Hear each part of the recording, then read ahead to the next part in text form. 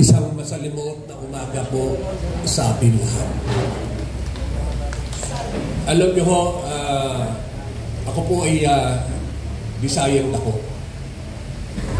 Pero lumaki kami dahil karamihan ng araw, ang hirap ng buhay sa probinsya, sabi masarap ang buhay sa Manila. At naranasan po namin na mas masarap pala ho talaga kahit saan sa probinsya. Naranasan namin makatira, naranasan din ho namin naging squatter. At naranasan ho namin ang kahirapan. At dahil po sa kasabihan ng isang tunay na Pilipino na ang iyong nakaraan ay gamitin mong sandata sa pagmunlad.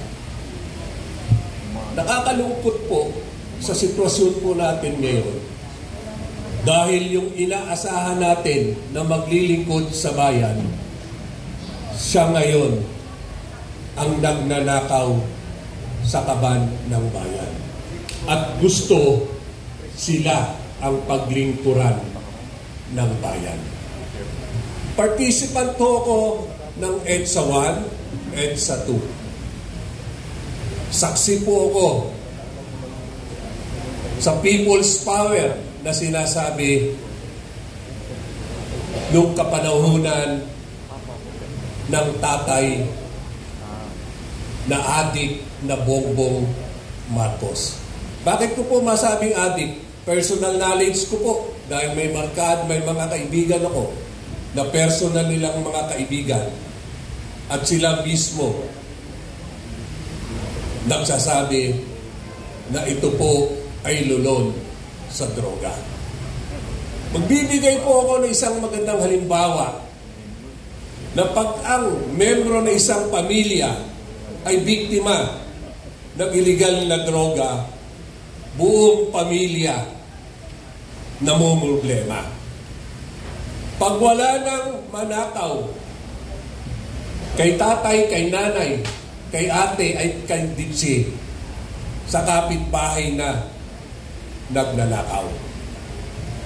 Yung karanasan ko pong yan, nung ako ay naging kapitan ng Barangay Batasan Hills, na ang tinatawag pinakamagulong barangay, Little Tondo, patayan dito, patayan noon. At dumating sa punto na pati ang mga kapulisan hindi na namin mapagkakatiwalaan dahil sila na mismo hindi na protektor o hindi sila na rin ang source ng illegal na droga. Dahil isang Bisaya at mayor, yung dating presidente natin, Tatay Digong, ginaya ko po, naglakbay-aral po kami doon. Nakita ko na nasa leader talaga ang ikauunlad ng bayan at ng kanyang pinaglilingkurang bayan man o barangay man. Dahil po sa nakita ko na determinasyon ng isang tatay na masasandalan at ipinagtatanggol at walang ibang pinangarap ko hindi magkaroon ng katahimikan, kaunlaran ang kanyang nasasakupan. Ginawa ko po sa aming barangay, true enough po na patino ko ang barangay pong Batasan Hills. Maraming pag ikaw ay lumaban sa katiwalaan at lumaban sa kaayusan, marami hong nagagalit at marami hong nasasagasaan. Ultimo, istasyon ng pulis namin, niralihan ko noong panahong yun. At hindi po ako nagkamali dahil munang naging presidente si Tatay Digong, ang amin pong kapulisyahan na tinatawag ni Tatay Digong noon na mga salot na pulis, galing po yan sa istasyon ko. Sa madaling salita po, Sa sitwasyon, sa panahon ngayon, napakahirap ipaglaban ang katotohanan at kaayusan. Nakakalungkot po dahil pera-pera na lang ang taong nangangailangan. Galing po ako sa District 2, pinakamalaking distrito sa buong bansa. Batasan Hills, Payatas, Commonwealth, Holy Spirit at Barangay Bagong Silangan. Marami hong informal settler. Sa amin po noon, maraming tinatawag na urban poor. Saksi po ako na nagkaroon ng pag-asa ang aming lugar, ang aming kababayan nung si Tatay Digong ay naging presidente. Hindi kontrolado natin ang ating sitwasyon dahil dumating ang pandemic. At sa pandemic po yan, napatunayan natin na ang isang leader na matino, siya ang makakatulong sa bayan at sa taong kanyang paglilingkuran. Ngayon po, lungkot na lungkot po ako dahil sa panahon po ngayon, mas nagahari ang kasamaan. Nagahari ang nakawan. Maraming problema, maraming taong nangangailangan ng serbisyo ng bayan. Nakakalungkot dahil ini-exploit ng mga politiko natin ngayon.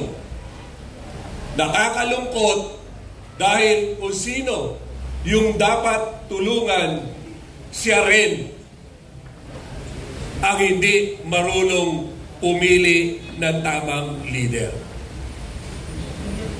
Nakakalungkot dahil itong sitwasyong ito, yung iskandalo ng flood control, nagbukas po ng liwanag at kaisipan ng ating mga tao. Pero ano ang ginagawa ng mga magnanakaw na politiko? Nililing lang pa rin ang taong bayan, sinusuhulan ng mga ayuda para manahimik at huwag tumindig, huwag sumama sa mga sumisigaw na tama na, sobra na. Ngayon po, dahil hindi na maitago ang kawalang-hiyaan ng administrasyong ito, maraming sektor na ang kumikilos. Pero ang nakakatakot, ang mga sektor na ito, nanakawin na naman nila yung tinatawag nating people's power. Maraming dapat ayusin sa bayang ito. Lahat na lang may iskandalo. Lahat na lang may anomalya. Kaya takot sila na si VP Sara ang umupo dahil alam nila na mananagot sila. Mulat ako sa sitwasyon dahil exposed po ko kahit sa mga intelligence at armed forces organization. Nakakalungkot po ngayon dahil nakikita ko yung mga masamang elemento kumikilos ngayon, gustong agawin ang kredito. Pero ang sigaw nila, stop corruption, pero ayaw ng resignation. Marcos.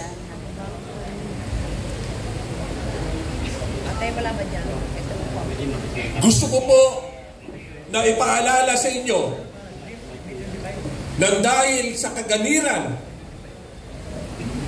ng mga nagpapanggap na leader po natin, nagagamit na naman po ang taong bayan. EDSA 1, ano ba ang dahilan? Napatay, pinatay, Ninoy Aquino. Sino ang suspect number 1? Pamilyang Romualdez, pamilyang Marcos.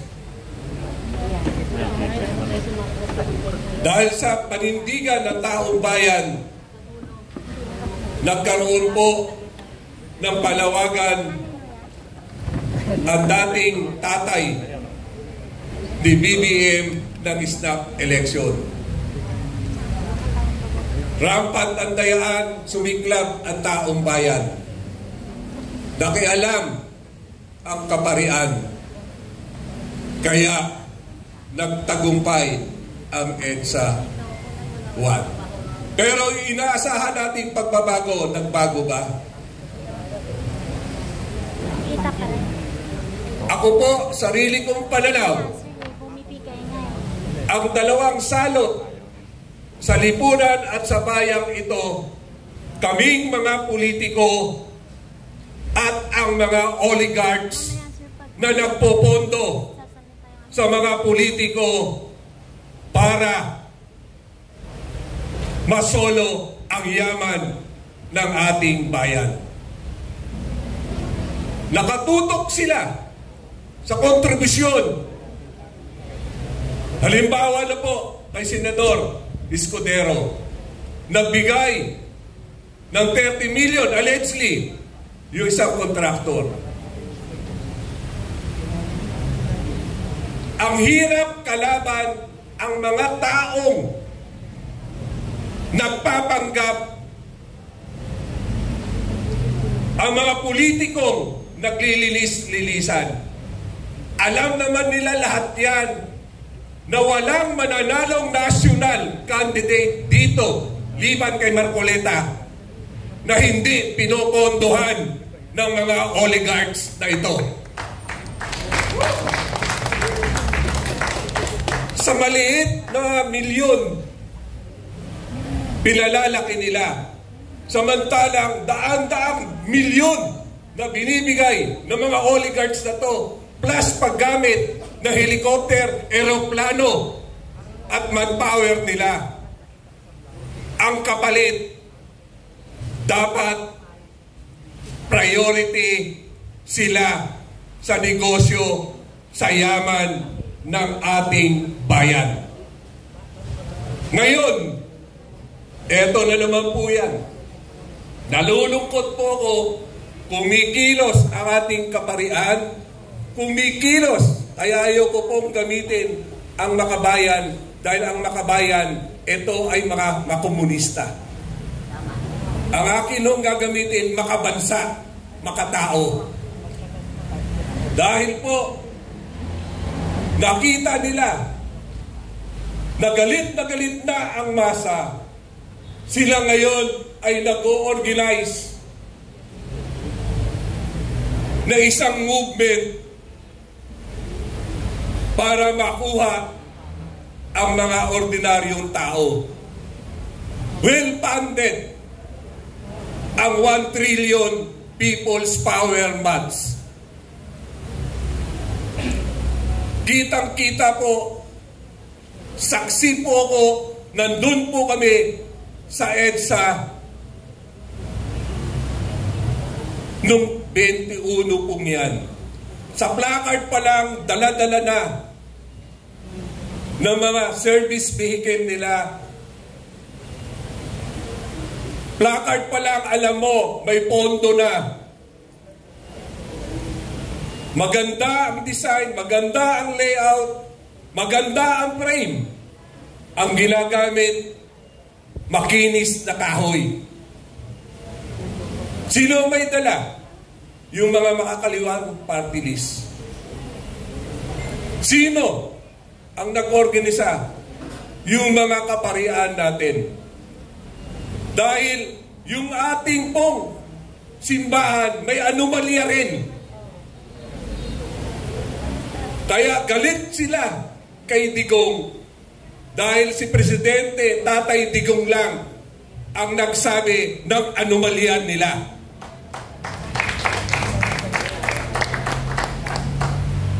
Si Tatay Digong, nung mayor ng Davao, sinusuportahan niya ang mga makakaliwang ito dahil naniniwala siya na maganda ang layunin. Nang naging siya ang presidente, nagpatawag siya ng isang kapayapaan. Binigyan ng pagkakataon na mag-usap, pero bang nagpipistok, nag-ambus ang mga komunista pong yan. Kaya itinigil. Pero gusto ko lang din po, si Joma Sison, produkto ng EDSA 1. Pinardon ni Corazon Aquino, pero ano ang ginawa? Ang makakaliwa, mayroon ding anomalya. Revolutionary taxes. Pangingikil. Kaya po, ang hirap labanan ang bayang ito hanggat hindi po tayo nagkakaisa. Tayo ho, maraming leader, pero kailangan ang labanan nasa EDSA. Baka pwede ho, bawat isa sa atin, sa membro ng pamilya at kaibigan natin, baka sa atin magsimula ang tunay na people's power. Majority ho, tahimik, majority nababayaran ng ayuda. Lalong-lalo na pag alam nila may movement kami sa EDSA, yung mga congressman namin sa distrito namin, stay at home, namimigay ng tigli 5 kilo sa mga tao, huwag lang makilahok. Sa rally. Paano natin lalabanan na ang perang ipinamumudmud ay pera ng bayan? Kaya po, gagamitin ko po ang ating forum na to. Salamat, sir. Ako po, isang konsihal, 67 years old, fulfilled ako sa mga anak ko. Pero yung pagtayo ko para itama ang sitwasyong ito ay para sa bayan natin ito. Sana ho, labanan natin ang puwersa ng kadiliman, ang pera na galing sa korupsyon na ipinamumudmud sa mga ordinaryong tao, mamamayan natin ngayon. Sa atin po, magsisimula bilang nakakaintindi, bilang nakakaangat sa mga ordinaryong tao na hindi makasigaw, hindi makalaban dahil ang kalaban nila pagkain araw-araw. Pagpasensya niyo ako, maramdamin po ako magsalita kasi nasa puso po ito. Inaanyayahan ko po kayo sa tunay na people's power sa October 12. Kita-kita po tayo, ang bayang ito hindi ho magbabago kung hindi tayo magsasakripisyo. Ipakita po natin sa mga nakikinig at nanunood sa atin na ang pagsasakripisyo po ito magsisimula po sa bawat isa sa atin na nandito po ngayon. Mabuhay po ang bansa natin, mabuhay po ang kapwa ko Pilipino. Ang akin lang pong hinihiling, Diyos na ang gumawa para mabulgar ang anomalya at kawalangyaan ng administrasyong ito. Nasa atin ngayon ang gawa. Isang magandang umaga po sa inyo lahat.